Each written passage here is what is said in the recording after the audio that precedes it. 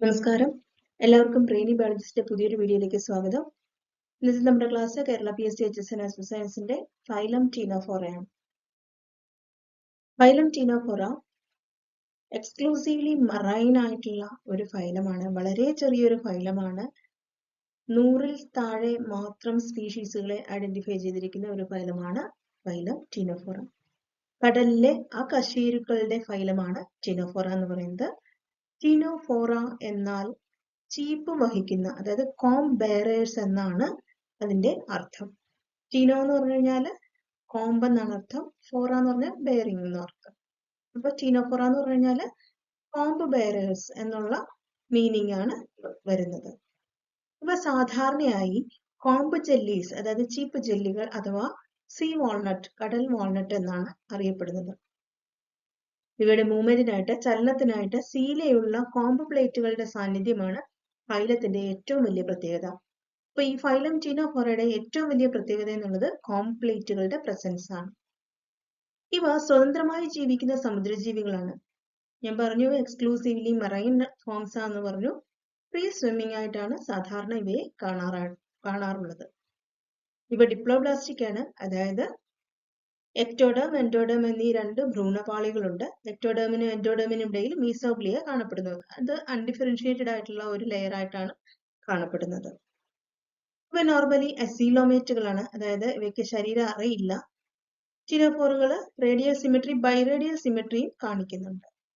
ഇവയുടെ ശരീരഘടന ടിഷ്യൂ ലെവലിലാണ് കാണുന്നത്. ഇത് ഒരു പ്ലൂരോബ്രാക്കിയ എന്ന് പറയുന്ന ഒരു കോംബ് ജെല്ലിയുടെ ഒരു ഡയഗ്രാം ആണ് തന്നിരിക്കുന്നത്. ഇവിടെ നോക്കുക, മൗത്ത് ഉണ്ട്, ഏനൽ പോർസ് ഉണ്ട്, അതായത് ഡൈജസ്റ്റീവ് സിസ്റ്റത്തിൽ മൗത്തും ഏനൽ പോറും സെപ്പറേറ്റ് ആയിട്ട് കാണപ്പെടുന്നുണ്ട്. പിന്നെ ടെന്റക്കിൾസ് കാണാം. ടെന്റക്കിൾസിൽ നോക്കിക്കുക, ധാരാളം സീലിയകളുണ്ട്. ഇതാണ് ഇവരുടെ മൂവ്മെന്റിന് ഹെൽപ്പ് ചെയ്യുന്നത്. ടീൻസ് എന്നറിയപ്പെടുന്ന കോംബ് പ്ലേറ്റുകൾ ഇതിൽ കാണപ്പെടുന്നുണ്ട്. 8 റോസിലായിട്ടാണ് അത് കാണുക. 8 നിരകളായിട്ടാണ് ഈ കോംബ് പ്ലേറ്റുകൾ കാണുന്നത്. അതുകൊണ്ടാണ് ഇവയെ കോംബ് ജെല്ലീസ് എന്ന് വിളിക്കുന്നത്. ടീൻസ് എന്നാണ് ആ കോംബ് പ്ലേറ്റുകൾ വിളിക്കുന്നത്.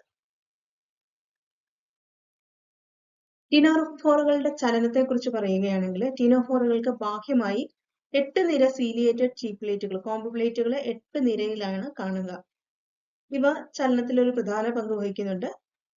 കോംബ് പ്ലേറ്റുകൾ അടങ്ങിയിരിക്കുന്ന സീലയാണ് ഇവയെ നീന്താനായിട്ട് സഹായിക്കുന്നത്.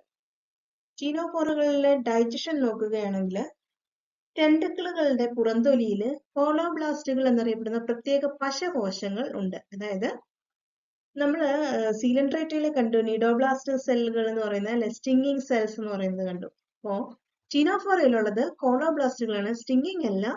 ഇവ സ്റ്റിക്കി ആയിട്ടുള്ള സെൽസ് ആണ്, അതായത് ഈ പശ ഉള്ള കോശങ്ങളാണ്. അതായത് ഇവ ശരിക്കും പറഞ്ഞാൽ പുറത്തേക്ക് ഇങ്ങനെ പോയി കഴിഞ്ഞിട്ട് ഇരയിൽ ചെന്ന് പറ്റിപ്പിടിച്ചിട്ട് ഇരയെ പറ്റിപ്പിടിക്കാനായിട്ട് സഹായിക്കുന്ന തരം സെല്ലുകളാണ്. ഇത് ഭക്ഷണം പിടിച്ചെടുക്കാനായിട്ടാണ് ഇവരെ സഹായിക്കുന്നത്. കോളോബ്ലാസ്റ്റുകൾ എന്നാണ് ഇവയുടെ പേര്. ടീനോഫോറുകളിൽ ഡൈജഷൻ ഇൻട്രാസെല്ലുലാറും എക്സ്ട്രാ സെല്ലുലാറും ഉണ്ട്. വായയും ഗുദസുഷിരങ്ങളുമുള്ള ഒരു സമ്പൂർണ്ണ ദഹന വ്യവസ്ഥയാണ് അവയ്ക്ക് ഉള്ളത്. അപ്പോൾ ഡൈജഷൻ എന്ന് പറയുന്നത് ഇൻട്രാസെല്ലുലാറും എക്സ്ട്രാ സെല്ലുലാറുമായിട്ട് കാണപ്പെടുന്നുണ്ട്. ഇതവിടെ ഡയഗ്രാം നോക്കുകയാണെങ്കിൽ കോംബ്രോസ് ഇവിടെ തന്നിട്ടുണ്ട്, കണ്ടോ. കോംപ്ലീറ്റുകൾ 8 റോസ് ആയിട്ട് കാണപ്പെടും. പിന്നെ ടെന്റക്കിൾസ് കാണുന്നുണ്ട്. ഈ ടെന്റക്കിൾസിലാണ് ഇതുള്ളത്, എന്താണ്, കോളോബ്ലാസ്റ്റ് സെല്ലുകൾ ഉള്ളത്. അതിനൊരു സ്പൈറൽ ആയിട്ടുള്ള ഒരു ബേസ് കാണും. അതൊരു നെർവ് സെല്ലിലേക്ക് കണക്റ്റഡ് ആയിട്ടായിരിക്കും കാണുക. ഹെലിക്കൽ ത്രെഡ് ഉണ്ട്. ദെൻ അഡസീവ് ഗ്രാനുൾസ് കാണാനായിട്ട് സാധിക്കും. ഈ അഡസീവ് ഗ്രാനുൾസ് ആണ് പശ ഉൽപ്പാദിപ്പിക്കുന്നത്. ഇതാണ് എന്ത് ചെയ്യുന്നത്, പ്രേയിനെ ചെന്ന് അറ്റാച്ച് ചെയ്യാനായിട്ട്, അല്ലെങ്കിൽ അതിനെ സ്റ്റിക്ക് ചെയ്തിട്ട് എൻഗൾഫ് ചെയ്യാനായിട്ട് സഹായിക്കുന്നത്. അതുപോലെ തന്നെ ഈ കോംപ്ലേറ്റുകളെല്ലാം കണക്ട് ചെയ്തിട്ട് സ്റ്റാറ്റോലിത്ത് എന്ന് പറയുന്ന, അല്ലെങ്കിൽ സ്റ്റാറ്റോസിസ്റ്റ് എന്ന് പറയുന്ന സീലിയകളുടെ ഒരു ബേസ്മെന്റ് ആയിട്ട്, സീലിയകളുടെ മൂവ്മെന്റിനെ ഹെൽപ്പ് ചെയ്യുന്ന ഒരു, അല്ലെങ്കിൽ കൺട്രോൾ ചെയ്യുന്ന ഒരു ഏരിയ ആണ് ഈ സ്റ്റാറ്റോസിസ്റ്റ് എന്ന് പറയുന്നത്. അപ്പൊ ഈ കോംപ്ലേറ്റുകളെയും കണക്ട് ചെയ്തുകൊണ്ട് സ്റ്റാറ്റോലിത്ത് എന്ന് പറയുന്ന ഒരു പോർഷൻ നമുക്ക് കാണാനായിട്ട് സാധിക്കും. പിന്നെ ടീനോഫോറയുടെ ഏറ്റവും പ്രധാനപ്പെട്ട ഒരു പ്രത്യേകതയാണ്. നമ്മൾ ഓൾറെഡി ഒരു ഇമ്പോർട്ടന്റ് ക്യാരക്ടർ പറഞ്ഞു അല്ലേ, കോംബ് ജെല്ലീസ് എന്ന് പറയാൻ കാരണം കോംബ് പ്ലേറ്റ്സ് ഉള്ളതുകൊണ്ട്. ഇവിടെ രണ്ടാമത്തെ വലിയൊരു പ്രത്യേകതയാണ് ബയോലുമിനസെൻസ് എന്ന പ്രതിഭാസം ഇവ കാണിക്കുന്നു എന്നുള്ളത്. അതായത് ഒരു ജീവിക്ക് പ്രകാശം പുറപ്പെടുവിക്കാനുള്ള കഴിവുണ്ടെങ്കിൽ അതിനെയാണ് ബയോലുമിനസെൻസ് എന്ന് പറയുന്നത്. ജീവികളുടെ പ്രകാശം പുറപ്പെടുവിക്കാനുള്ള കഴിവിനെയാണ് എന്ത് പറയുക, ബയോലുമിനസെൻസ് എന്ന് പറയുന്നത്. ടീനോഫോറുകളുടെ ഒരു പ്രധാന പ്രത്യേകതയാണ് ബയോലുമിനസെൻസ്. ഫോട്ടോസൈറ്റുകൾ എന്നറിയപ്പെടുന്ന പ്രത്യേക കോശങ്ങളിൽ കാണപ്പെടുന്ന ഫോട്ടോ പ്രോട്ടീനുകൾ, അതായത് കാൽഷ്യം ആക്ടിവേറ്റഡ് പ്രോട്ടീനുകളാണ് ഈ ഫോട്ടോ പ്രോട്ടീനുകൾ. അവയുടെ ആക്ടിവേഷൻ വഴിയാണ് പ്രകാശ വികിരണത്തിന്റെ പ്രതിഭാസം സംഭവിക്കുന്നത്. ഫോട്ടോസൈറ്റുകൾ പ്രധാനമായിട്ടും ഈ 8 കോംപ്ലേറ്റുകളുടെ അടിയിലുള്ള മെറിഡിയൽ കനാൽസ് എന്ന് പറയുന്ന പോർഷനിലാണ് കാണപ്പെടുക. അതുകൊണ്ട് തന്നെ ഈ കോംപ്ലേറ്റുകൾ ഇരുട്ടിൽ തിളങ്ങുന്നതായിട്ട് കാണാൻ സാധിക്കും. ഡയഗ്രാംസ് ഇവിടെ തന്നിട്ടുണ്ട്. ഇതിൽ ക്ലിയർ ആയിട്ട് കാണാം. കോംപ്ലേറ്റ്സ് കണ്ടോ, പ്രത്യേകമായിട്ട് തിളങ്ങുന്നത് കണ്ടോ, ലൈറ്റ് പ്രൊഡ്യൂസ് ചെയ്യുന്നത് കണ്ടോ.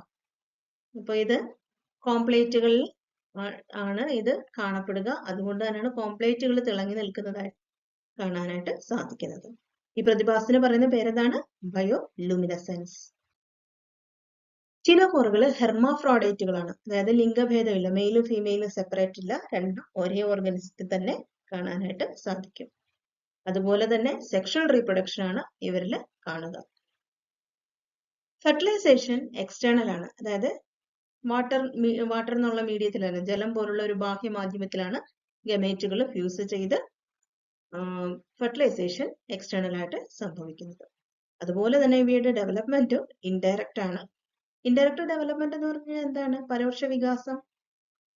അവയുടെ ഡെവലപ്മെന്റൽ സ്റ്റേജ് എന്ന് പറയുന്നത് ലാർവൽ ഫോംസും കൂടി കാണാൻ സാധിക്കും. അതായത് ഫെർട്ടിലൈസേഷൻ നടന്ന് സൈഗോട്ട് ഉണ്ടായി കഴിഞ്ഞാൽ അതിൽ നിന്നുണ്ടായി വരുന്ന ജീവി ശരിക്കും ഒരു അഡൾട്ട് ജീവിയെ പോലെ അല്ല ഇരിക്കുക, ഡിഫറെന്റ് ആയിട്ടുള്ള മോർഫോളജിക്കൽ ക്യാരക്ടേഴ്സ് ഉള്ള ഒരു ജീവിയായിരിക്കും. അതിനെയാണ് നമ്മൾ ലാർവ എന്ന് പറയുക അല്ലെ. അങ്ങനെ ലാർവൽ ഫോംസ് ഇൻക്ലൂഡ് ചെയ്യപ്പെടുന്ന ഡെവലപ്മെന്റിനെയാണ് നമ്മൾ എന്ത് പറയുക, ഇൻഡയറക്റ്റ് ഡെവലപ്മെന്റ് എന്ന് പറയുക. ടീനോഫോറുകൾക്ക് ഇൻഡയറക്റ്റ് ഡെവലപ്മെന്റ് ആണ്. ഇവിടെ ലാർവയെ പറയുന്ന പേര് സൈഡിപ്പേഡ് ലാർവ എന്നാണ് പറയുക, സൈഡിപ്പേഡ്. ഓക്കെ, ഈ ലാർവ സ്പെറിക്കൽ ഷേപ്പിലും അതുപോലെ സീലിയേറ്റഡും ആണ്. സ്പെറിക്കൽ ഷേപ്പിലാണ് കാണപ്പെടുക, സീലിയേറ്റഡ് ആണ്, സീലിയകൾ കാണപ്പെടുക. ഇനി ഫൈലം ടീനോഫോറയുടെ വർഗീകരണത്തിൽ ക്ലാസിഫിക്കേഷനെ കുറിച്ച് പറയുകയാണെങ്കിൽ ടെന്റക്കിളുകളുടെ പ്രസൻസോ ആബ്സെൻസോ അനുസരിച്ച്, ടെന്റക്കിളുകൾ ഉണ്ടോ ഇല്ലയോ എന്നുള്ളതിനെ അടിസ്ഥാനമാക്കിയിട്ടാണ് ഫൈലം ടീനോഫോറയെ 2 ക്ലാസ്സുകളായിട്ടാണ് തിരിച്ചിരിക്കുന്നത്. ക്ലാസ് ടെന്റക്കുലേറ്റ എന്നും ക്ലാസ് ന്യൂഡ എന്നും. പേരിൽ നിന്ന് തന്നെ ക്ലിയർ ആയിട്ട് മനസ്സിലാകും. ക്ലാസ് ടെന്റക്കുലേറ്റ എന്ന് പറഞ്ഞു കഴിഞ്ഞാൽ ഈ വർഗത്തിലെ അംഗങ്ങൾക്ക് ടെന്റക്കിളുകൾ ഉണ്ട്. അതിനൊരു എക്സാമ്പിൾ ആണ് പ്യൂറോ ബ്രാക്ഷിയ എന്ന് പറയുന്നത്. അതിന്റെ ഒരു പിക്ചർ, മനോഹരമായിട്ടുള്ള ഒരു പിക്ചർ കിട്ടിയിട്ടുണ്ട് നമുക്ക്. നോക്ക്, എന്ത് ഭംഗിയല്ലേ കാണാനായിട്ട്. രണ്ടാമത്തേത് ക്ലാസ് ന്യൂഡ എന്നുള്ളതാണ്. ഇവർക്ക് ടെന്റക്കിളുകളില്ല. ബൈറോ എന്ന് പറയുന്ന ഒരു ഓർഗാനിസം ആണ് ഇതിന്റെ എക്സാമ്പിൾ ആയിട്ടുള്ളത്. ഇവിടെ ടെന്റക്കുലേറ്റനെ വീണ്ടും തിരിച്ചിട്ടുണ്ട് ഓർഡറുകളായിട്ട്. അതിൽ സൈഡിപ്പിഡ, സെസ്റ്റിഡ, പ്ലാറ്റിറ്റനിഡ, ലൊബേറ്റ എന്നുള്ള ഒരു 5 ഓർഡറുകളായിട്ടാണ് തിരിച്ചിരിക്കുന്നത് ടെന്റക്കുലേറ്റനെ. ന്യൂഡയില് ബെറോയിഡ എന്ന് പറയുന്ന ഒരൊറ്റ ഓർഡർ മാത്രമേ കാണുകയുള്ളൂ. അതിന് ടെന്റക്കിൾ ഇല്ല. ബെറോയിഡ അത് ഇവിടെ ഉണ്ട്.